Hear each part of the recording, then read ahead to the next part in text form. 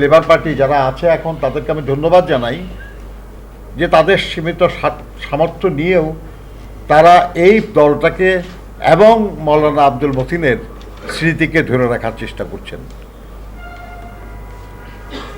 বন্ধুরা আমার, আজকে সেই যাদের জন্য মৌলানা মতিন ভাবতেন তাদের কি অবস্থা?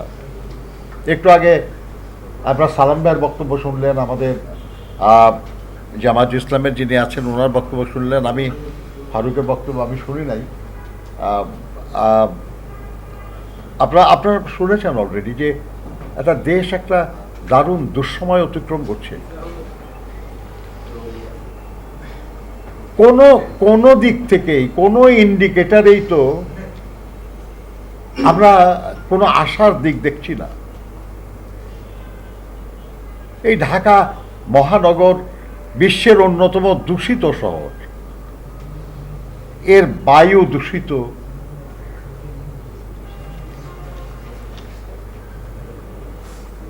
এখানে যা কিছু হচ্ছে সবই প্রায় দূষিত কাজ হচ্ছে।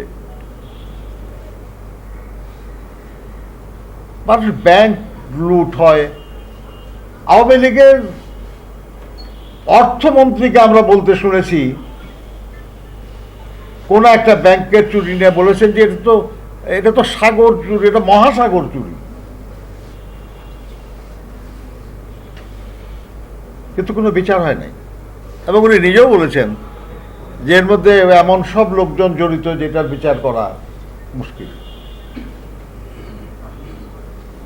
এবং তার ফলাফল আমরা দেখলাম যে আমাদের দেশে চুরি চামারি করে কিছু লোক দেশে না বিদেশে পর্যন্ত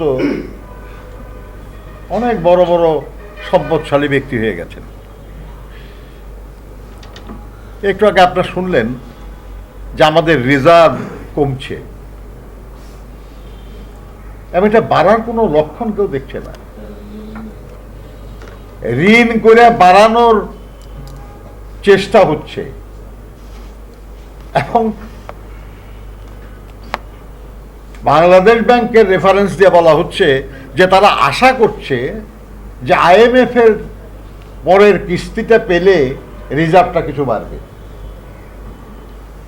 তার মানে ঋণ করে রিজার্ভ বাড়ানো, এটা কতটা রিজার্ভ ভাবা দরকার। আমার সম্পদ কত, এটা বৃদ্ধি দেখানোর জন্য যদি আমাকে ঋণ করে দেখাতে হয় তাহলে এটা আসলে প্রকৃতপক্ষে কোনো বৃদ্ধি না। আমাদের প্রবাসী আয় কমে যাচ্ছে,